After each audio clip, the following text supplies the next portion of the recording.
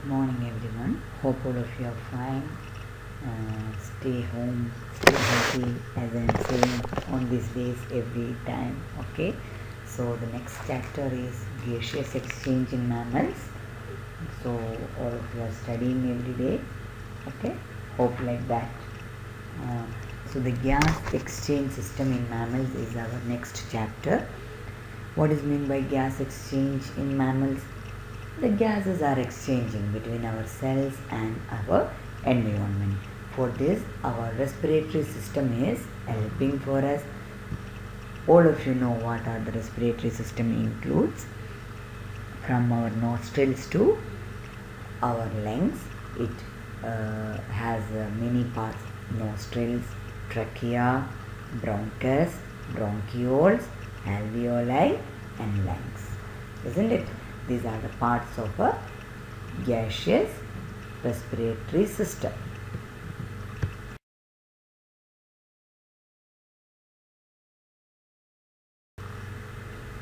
So, this is the structure of a human respiratory system. A trachea means a long pipe which connects the nostrils. Nostrils means the nose, isn't it? So, from the nostrils, this long pipe is going to two branches. They are known as bronchus, and that bronchus will end into the bronchioles, and that two bronchioles will enter into right lungs and the left lungs, and they are entered in air small balloon like structure that is called alveolus. That alveolus gives the large surface area for the respiration in human being and most of the mammals. The human circulatory system is actually adapted to get the oxygen inside and carbon dioxide outside. How? From the structure and its placement inside our body is highly adapted for this function. Okay, so the lungs are enclosed in the thorax region. Thorax means what? Our chest portion. Okay, abdomen means what? Our stomach portion, and the cephalo means our head portion. These all are we learn in grade 9. Okay, so these lungs are enclosed in the thorax and it is protected by 12 pairs of ribs. That means 24 rib cells are present on right side and left side. Okay, so these ribs are moved by two sets of muscles. They are known as intercostal muscles. Two sets of intercostal muscles, and these two sets are external intercostal muscle and internal intercostal muscle. What is the function of it? This we will learn in the next slides. Okay, so there is a muscular diaphragm below the legs. When you touch on your stomach portion and you just breathe in, you can feel that diaphragm is moving up and down like that. Your chest is going up and down. You breathe 1 second please. 1, 2, 3. Did you breathe and feel it? Okay, so the lungs are sealed within two airtight pleural membrane. This actually our lungs are like a sponge. It's like a smooth soft sponge. The next time when you go to market and get the, even in the chicken, when mama is cleaning, you just check with her. In the ribs, under the ribs you can see a red colored spongy like soft cells, that is the lungs. Okay, they are covered by a pleural membrane, and this is wrapped around the lungs and line the rib cage. Because why? Because from the ribs it should not get any friction or any rubbing on it, or it should not be irritated. So after that we have to say about the trachea or windpipe that branches into two bronchi and one bronchus to each lungs, and rings of cartilage in the walls of trachea help to keep it open. That means the cartilage. What is cartilage? Our ear bones is flexible, isn't it? Not like our hand bones. So that is known as cartilage. What is the function of this cartilage? This cartilage will help them to be open all the time. Even we are sleeping or waking up or jumping or swimming, anytime our lungs or our trachea is opened only because of this cartilage. And this bronchi split into smaller branches and then into smaller tubes called bronchioles, and each bronchioles ends in a microscopic air sacs called alveoli. So all these words you have to write and learn. You have to keep a small notebook with you and you write these terms in your notebook now itself, and you have to find where are these parts in the picture. Page number 173, there is a respiratory system. You have to find where these organs. Okay, so please follow with me, then you will be able to study all this right now. No need to make it on next day. Now this trachea, bronchi and bronchioles are structurally adapted for its function. Even in all the parts of our body is adapted for its function. Even if the structure is present for something, that means there is a function depending upon that structure. Okay, so the trachea and bronchi are lined with a ciliated epithelium with numerous goblet cells.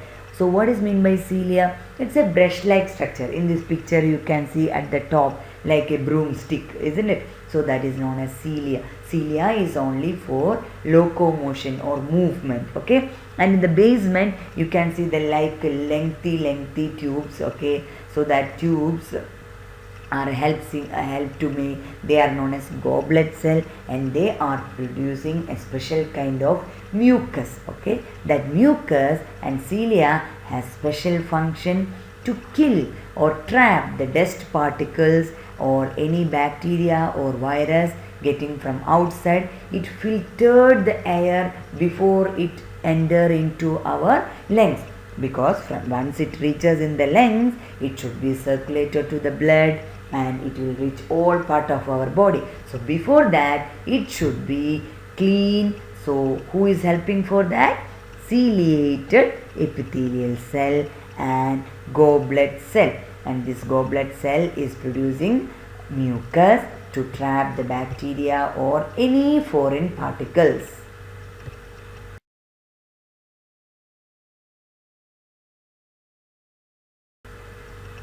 Now you know, before I told what has the trachea, what is the wall of the speciality of the trachea. There is ciliated epithelial cell and it has cartilage rings. For what cartilages ring? You have to say the answer. I will not say. Okay, you write now itself what is the function of a cartilage rings in the wall of the trachea, and what are the, and it is C-shaped. It is incomplete cartilage, not completely filled. Okay, that helps them to just a small movement between them. When you touch on your throat now and you just open and just breathe, you can see it is moving little up and down. That is done by this C-shaped rings of cartilage. And alveoli and nose also should be protected by some warmed air. Okay, so before it come to our, when you breathe into your hand, you can feel a small hot heat is there, warmth is there, not like boiled water. But when you check, when you breathe to your hand, now itself you can see, feel it, a warm is there. Okay, and it should be a moistened. But if you breathe onto a glasses, you can see a moisture is present. Okay, all these are done by some kind of hairs inside our nostrils, and it should also it helps to clean the dust particles and large dust particle. So the clean air is coming into our lungs. It is made sure by the hairs in the alveoli and nose and the wall of the trachea, bronchi and bronchioles.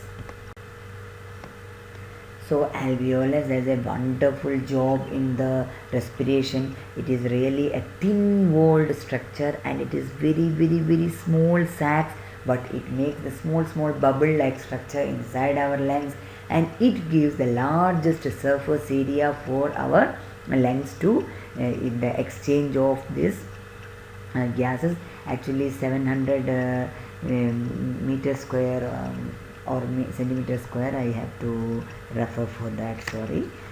So that one is making actually the 700 million alveoli present in our lungs.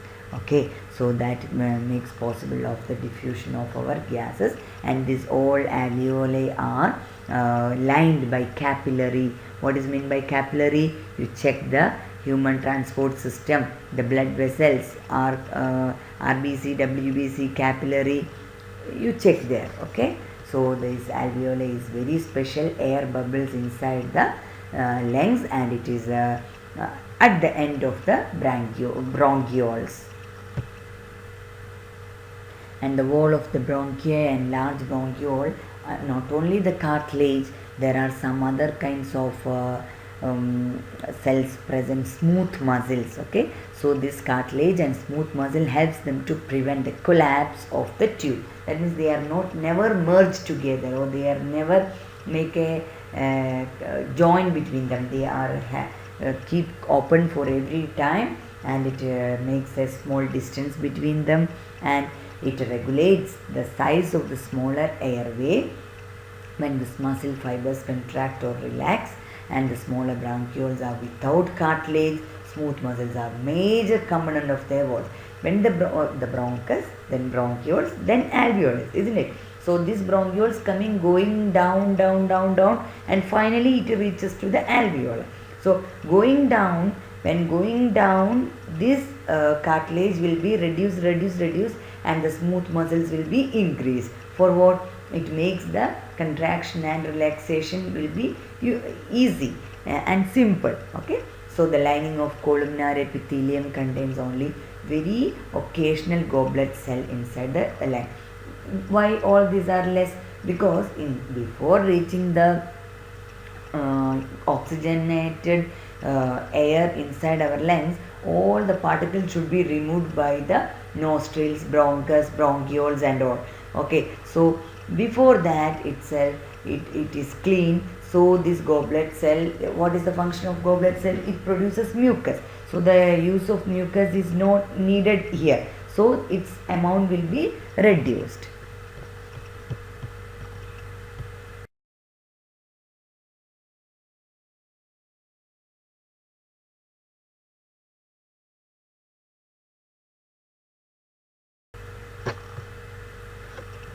Now what happens during breathing? Okay, actually what is meant by breathing?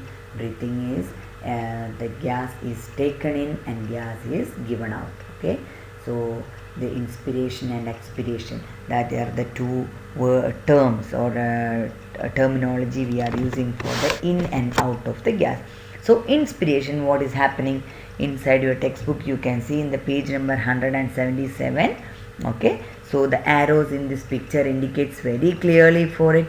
Okay, so what is happening in the inspiration? External intercostal muscle contract, so the diaphragm going down and the ribs move up, and the diaphragm contract, and the air will be come in, and expiration means the air should be go out. So all these function will be reverse of inspiration. External intercostal muscle relax, but inspiration it is contract, isn't it? So and the diaphragm will go up, but in inspiration it is going down, and the ribs will move up, and the diaphragm muscle relax, so the air will go out.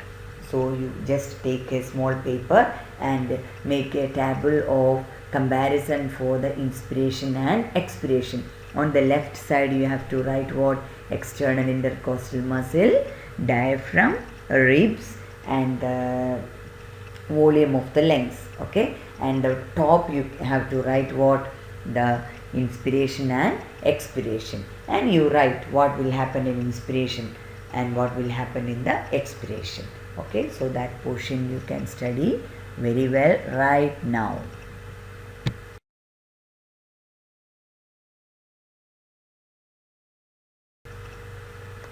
Now you can see a picture of alveolus with capillaries around it.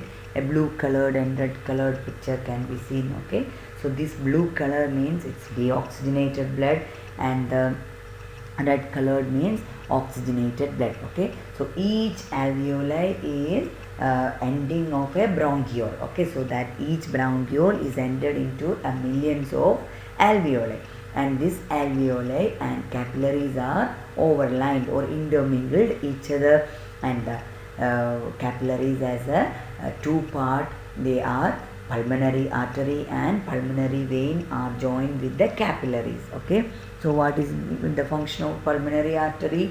It brings the deoxygenated blood from the right atrium of the heart to the lungs, and from the lungs it gets oxygenated blood and taken by the pulmonary vein into the left atrium of the heart.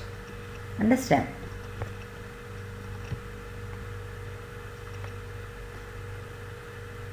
So now we have to say about, I told alveoli has is at the end of the bronchiole, and it is connected by elastic connective tissue. And why the elastic connective tissue? Because it helps for the alveoli to expand and contract. Okay, so in the expansion it is stretched and recoils when it is expired the gases. So a capillary system wrapped about it, and I told all those points. So the capillaries are actually extremely narrow in nature. Okay, so these are really, actually a red blood cell can only go through it, that much only the width is present. Okay, so the RBC, that means red blood cells, are very close in contact with the capillary wall, and it is the delicate alveoli are protected by two types of cell. So they are known as macrophages cell and surfactant cell. Its details no need for you. So capillaries are also thin walled and alveoli are also thin walled. So the exchange of gases, carbon dioxide and oxygen, is easily possible because of thin wall of both. So the blood arrives in the lungs is low in oxygen when compared to the alveoli, and but high in carbon dioxide concentration. Okay, when the blood passes by the alveoli, gaseous exchange occurs by diffusion from higher concentration to lower concentration. So which one has a higher concentration of oxygen? Alveolus, but the blood has less concentration of oxygen. But carbon dioxide, reverse, blood has more carbon dioxide and alveoli has less carbon dioxide. So the diffusion from higher concentration to lower concentration. So the oxygen from alveoli given to the blood in the capillaries, and carbon dioxide in the blood of capillaries given to the alveolus, and the exchange is happening by simple diffusion method. Okay, so it will be now reached its ultimate goal of exchange of carbon dioxide and oxygen. So from the blood, what happened? The carbon dioxide given to the alveolus, from the alveolus oxygen is given to the blood. Then after the expiration of the gases, this carbon dioxide will be given out of our body. Again we are breathing in oxygen into our lungs, and these lungs will given to the blood. Now you understand exchange. Hope all of you have cleared the idea. In this picture it is very clear. That means that sac-like structure is the alveolus, and around its necklace-like structure is the capillary. So the round picture, pink and violet, you can see blue. Okay, so that is the RBC. Okay, the completely blue color on the left side is the carbon dioxide rich RBC, but the right side red colored, that you can see, it is the RBC with oxygenated blood, and from where to where the arrows is indicating the direction of the oxygen and carbon dioxide. This is the structure of alveoli. Hope all of you have learned the structure of tracheae, bronchi, bronchus, bronchioles and alveolus, and how they are exchanging the gases between alveoli and capillaries. Okay, so now a small test part is there. Identify the following components and its function also you write in a paper. So this chapter you could remember in your exam. Okay, now itself you have learned, no need to put forward into another day. Now itself you finish. Okay, so have a nice day. Thank you for listening. Inshallah we can see you on the next part.